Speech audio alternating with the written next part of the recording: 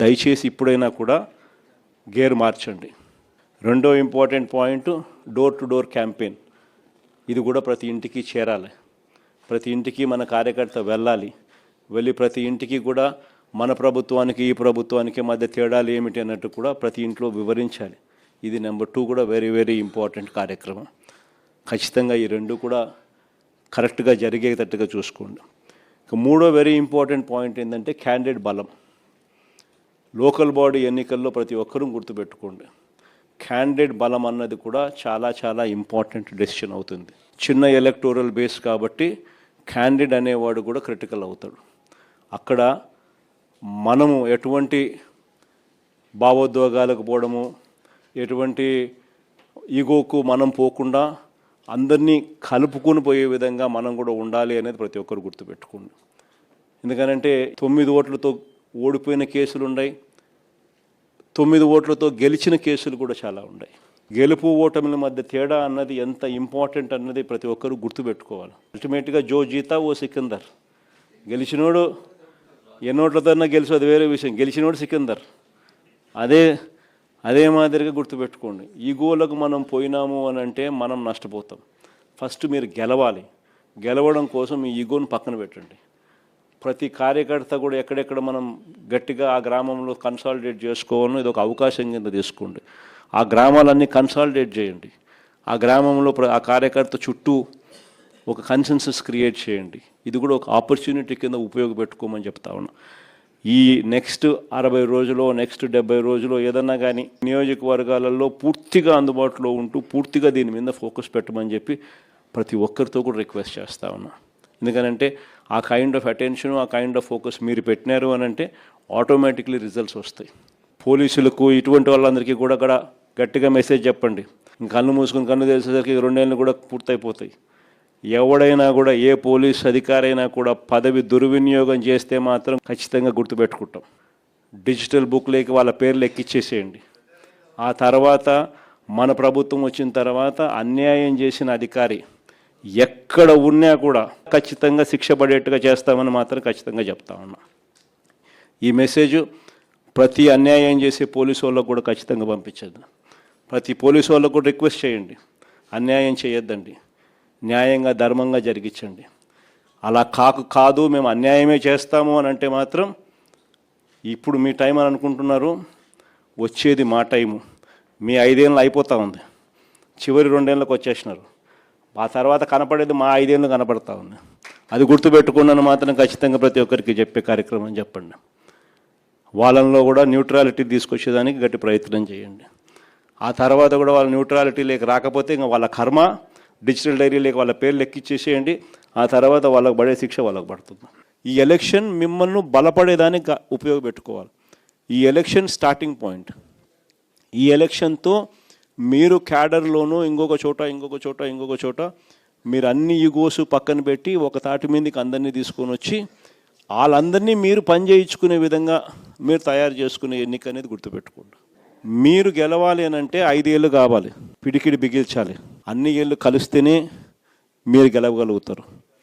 So ఈ election అనేది మిమ్మల్ని మీరు కలుపుకునే విధంగా రావాలి. ఎలక్షన్స్ పెద్ద మనిషిగా మీరు వ్యవహరించాలి. ఆ సానుకూలత మీకు రావాలి.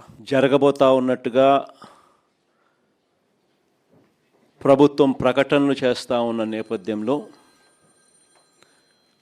మనం కూడా స్థానిక సంస్థల ఎన్నికలకు సంబంధించి సీరియస్గా తీసుకోవాల్సిన అంశం మీద గట్టిగా చెప్పడం కోసం మళ్ళీ ఒకసారి మనం అంతా కూడా ఇక్కడ సమావేశం అవుతా ఉన్నాం. ఎన్నికలు జరుగుతాయా జరగవా పక్కన పెడదాం. ఎందుకనంటే ఆయన ఎన్నికలు జరపాలనే ఉద్దేశంతో చేసిన పనులు కావు అన్నట్టుగా కొన్నిసార్లు అనిపిస్తాయి. ఒకవైపునేమో 44 లక్షల మంది ఓటర్లు లేరు అని ఒకవైపున వీళ్ళ ప్రభుత్వం చేసిన ఎస్ఐఆర్ రిపోర్టే చెప్తా ఉంది. మరోవైపున ఆ 44 లక్షల మందిని కలిపి ఓటర్ల లిస్టును తయారు చేస్తున్నారు. సో మరి ఎన్నికలు లేని ఓట్లు ఉన్నట్టుగా చూపించి ఎన్నికలకు పోయే కార్యక్రమం జరుగుతూ ఉంటే హైకోర్టులు ఎలా ఒప్పుకుంటాయి, ఎన్నికల కమిషన్ ఎలా ఒప్పుకుంటుంది అనేది పక్కన పెడదాం. ఎందుకనంటే ఒకవైపున ఓట్లు లేవని వీళ్ళే చెప్తున్నారు, మరోవైపున అవే ఓట్లతోనే వీళ్ళు ఎన్నికల ఓటర్ లిస్ట్ తయారు చేసి ఎన్నికలకు పోయే కార్యక్రమం చేస్తూ ఉన్నారు. అంటే లేని ఓట్లను ఉన్నట్టుగా ఓటర్ లిస్ట్ తయారు చేసుకొని ఎన్నికలకు పోవడం అన్నది చట్ట ప్రకారం నేరం. ఎందుకంటే గోస్ట్ ఓట్స్ను వీళ్ళే దొంగ ఓట్లక వీళ్ళే వేసుకునే ప్రమాదం పొంచి ఉన్నది అని క్రిస్టల్ క్లియర్గా కనిపిస్తూ ఉన్న నేపథ్యంలో, రెండో వైపున బీసీలకు సంబంధించి 34% రిజర్వేషన్స్ అని ఆంధ్రాలోనే ఇక్కడే మనం చేసినప్పుడే కోర్టు కొట్టేసింది. కోర్టు కొట్టేసినా కూడా అది వేరే విషయం. మనం అంతకన్నా ఎక్కువగానే స్థానిక సంస్థల్లో మనం బీసీలకు ప్రాధాన్యతలు ఇచ్చటం. కానీ ఒకవైపున కోర్టు కొట్టేసిన జడ్జిమెంట్లు ఇక్కడే ఉండగానే మరోవైపున ఈయన అదే జీవో మళ్ళా ఇచ్చి మళ్ళీ ఎన్నికలకు పోతా ఉన్నాడు. అంటే దాని అర్థం ఏంది? ఒక లా ఆల్రెడీ ఒకటి ఉంది, దానికి వయలేషన్, ఆ లాకు వయలేషన్ అని తెలిసి ఈయన వయలేట్ చేస్తూ ఎన్నికలకు షెడ్యూల్ ఇచ్చినాడు.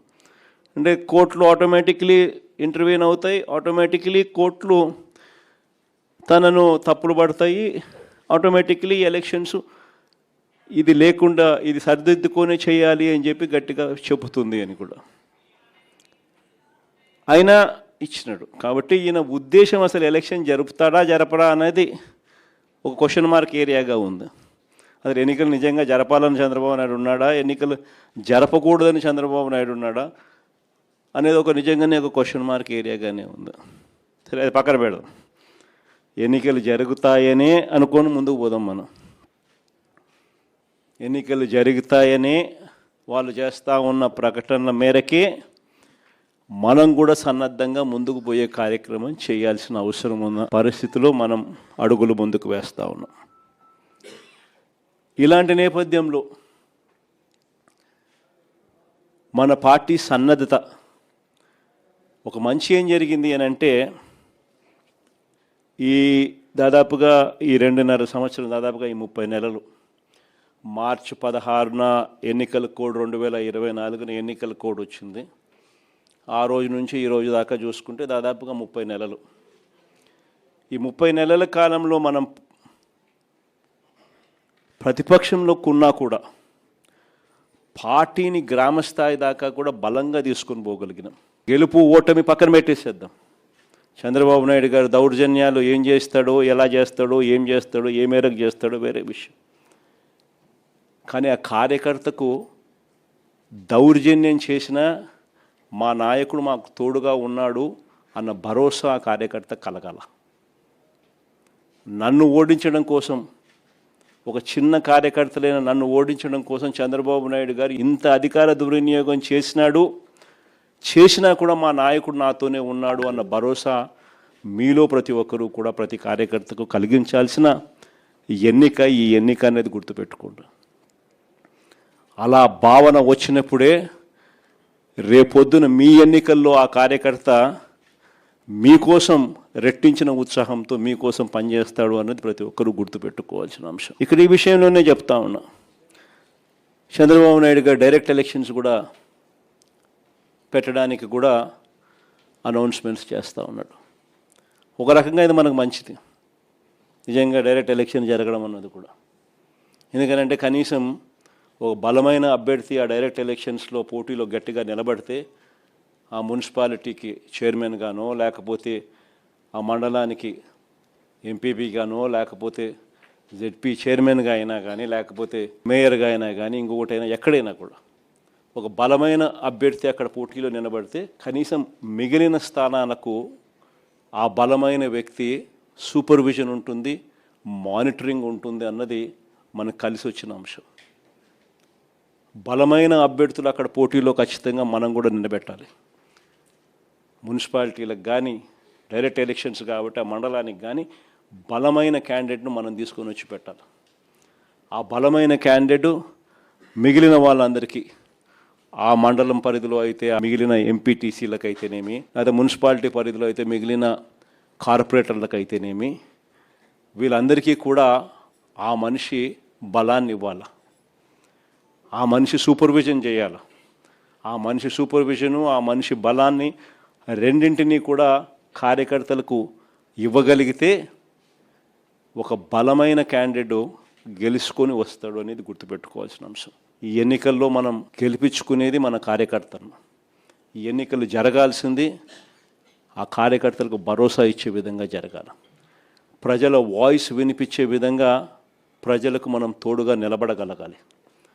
అది ఖచ్చితంగా గుర్తుపెట్టుకోవాల్సిన అంశం. ఎక్కడైనా కూడా మీ నియోజకవర్గాలలో ఎక్కడైనా కూడా ఏకగ్రీవంగా ఎక్కడైనా ఎన్నిక జరిగితే మాత్రం నన్ను అడగాల్సిన పనిలా క్యాండిడేట్ ఆ తర్వాత ఎన్నికల్లో పోటీ చేయడని మీరే గుర్తుపెట్టుకోండి. ఎక్కడైనా పోటీ జరగకోకుండా ఏకగ్రీవంగా ఇడిచిపెట్టినారంటే మాత్రం ఆ తర్వాత క్యాండిడేట్ ఎమ్మెల్యే ఎలక్షన్లో క్యాండిడేట్ కాడు అనేది గుర్తుపెట్టుకోండి. అంత ప్రస్ఫుటంగా అంత క్రిస్టల్ క్లియర్గా చెప్తా ఉన్నా. ప్రతి చోట పోటీ జరగాల. ఎన్నికలు అయిపోయిన తర్వాత కూడా నేను రిపోర్ట్లు తెప్పించుకుంటాను. మీ ఎమ్మెల్యే క్యాండిడేట్ ప్రతి చోట పోటీకి నిలబెట్టాడా, క్యాండిడేట్ నిలబెట్టలేదా అనేది రిపోర్ట్లు తెప్పించుకుంటాం. నిలబెట్టిన తర్వాత మీ ఎమ్మెల్యే క్యాండిడేట్ ఆ క్యాండిడేట్లకు ఏ విధమైన సపోర్ట్ ఇచ్చినాడు, సపోర్ట్ బాగా ఇచ్చాడా, బలంగా నిలబడ్డా మీతో పాటు, అవునా కాదా అన్న రిపోర్ట్లు కూడా తెప్పించుకుంటాం. ఖచ్చితంగా ఆ మేరకు పాజిటివిటీ మీ దగ్గర నుంచి రావాలి. ఈ ఎన్నికలు మన కార్యకర్తల కోసం గట్టిగా నిలబడితేనే కార్యకర్తలు మన ఎన్నికల్లో మన కోసం గట్టిగా నిలబడతారు అన్నది ప్రతి ఎమ్మెల్యే క్యాండిడేట్ కూడా తన సిస్టంలోకి జీర్ణించుకోవాల్సిన అవసరం ఉన్న అంశం. వెన్నుపోటు పాలన అన్న దాని మీద మన గ్రామ కమిటీల దగ్గర నుంచి, మన అనుబంధ విభాగాల దగ్గర నుంచి ఇవన్నీ కూడా ప్రతి ఊర్లోనూ కూడా క్యాంపెయిన్కు పోవాల్సిన అంశాలు. ప్రతి ఊరిలో కూడా వీళ్ళకి మెటీరియల్ కూడా కావాలి. ప్రతి ఇంటికి వెళ్ళాలి. వెళ్ళినప్పుడు చంద్రబాబు నాయుడు గారి పాలన, మన పాలనకు సంబంధించి తేడాలు ఇవన్నీ కూడా చెప్పగలగాలి. వాటికి సంబంధించిన అన్ని విషయాలు కూడా మీ ద్వారా పార్టీ క్యాడర్కు మొత్తం అందుబాటులోకి తీసుకొచ్చే కార్యక్రమం చేస్తున్నాం. మన గుర్తింపు కార్డ్స్ అన్నీ కూడా తయారైపోయాయి. దాదాపుగా 14-15 లక్షల గుర్తింపు కార్డులన్నీ కూడా మన క్యాడర్కి అంతా గ్రామ స్థాయి వరకు మనం ఏదైతే అనుబంధ విభాగాలు తీసుకుని పోయే కార్డులన్నీ కూడా తయారైపోయాయి. సో ఆ కార్డులు మనం డిస్ట్రిబ్యూట్ చేయడం కూడా ఇందులో భాగంగా కూడా మనం పెట్టుకోవచ్చు. మన ప్రోగ్రాంలలో జిల్లా స్థాయి, నియోజకవర్గ స్థాయి, మండల స్థాయి 3 స్థాయిలలో మనం మీటింగ్లు ఆర్గనైజ్ చేసి ఆ 3 స్థాయిలలో మనం కార్డ్స్ డిస్ట్రిబ్యూషన్ మన కార్యకర్తలకు ఇవ్వడమే కాకుండా ఈ కంటెంట్ కూడా జిల్లా స్థాయి, నియోజకవర్గ స్థాయి, ఆయా మండల స్థాయి, ఆయా మీటింగ్లలో ఒకవైపున కార్డులు మన క్యాడర్కు డిస్ట్రిబ్యూట్ చేయడం, రెండోది మెటీరియల్ కూడా ఆ క్యాడర్కు మనం డిస్ట్రిబ్యూట్ చేయడం, ఇవన్నీ కూడా కంప్లీట్ చేసుకోవచ్చు. ఇవన్నీ కూడా QR కోడ్తో కూడా ఉన్నాయి కాబట్టి ప్రతి క్యాడర్ కూడా తన ఫోన్లోనే డౌన్లోడ్ చేసుకునే వెసులుబాటు కూడా తనకు ఉంటుంది. ఇంకొకటి ఏమిటంటే వెరీ ఇంపార్టెంట్ విషయం ఏంటంటే ప్రతి నియోజకవర్గంలో కూడా ప్రతి ఎమ్మెల్యే క్యాండిడేట్ లీగల్ సెల్